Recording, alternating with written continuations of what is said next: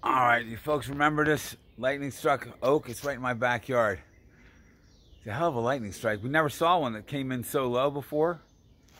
And the first year, no damage at all to the top. Everything looked fine. Didn't see a dead stick up there. Now this year, this lead on the right, that lead right there, had one little live branch up in there. It was this branch. Let me see if I can show you which branch. That branch right there was alive.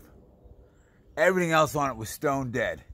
Now, I had the bucket truck in the backyard. I was just taking a little dead wood out of this guy, which is another nice tree, but it's got bacterial leaf scorch and some fungal stuff going on. So I had some good amount of dead wood in it. I had that dead wood.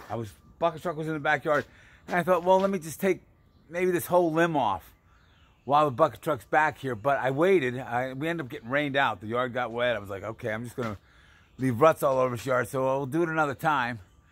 And in the meantime, all that new growth up and down that limb. You see all that? Let me zoom in for you.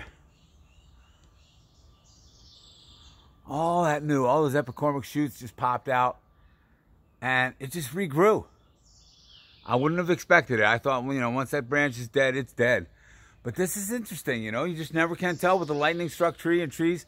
They have their own intelligence. There's nothing wrong with waiting it out, giving them some time to see what they want to do.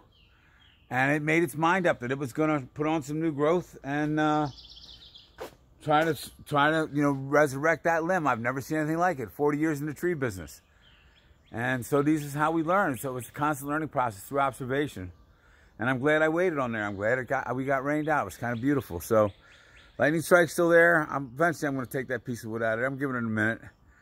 And what else?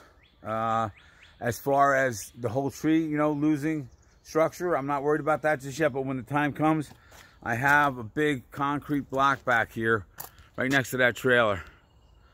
And that's got a piece of steel in it. I'm going to dig that into the ground and use that as a ground anchor. Keep the tree from hitting the house. That's the plan. So, all right, God bless this tree, man. We've been praying for it. And so far, so good. Thanks for watching.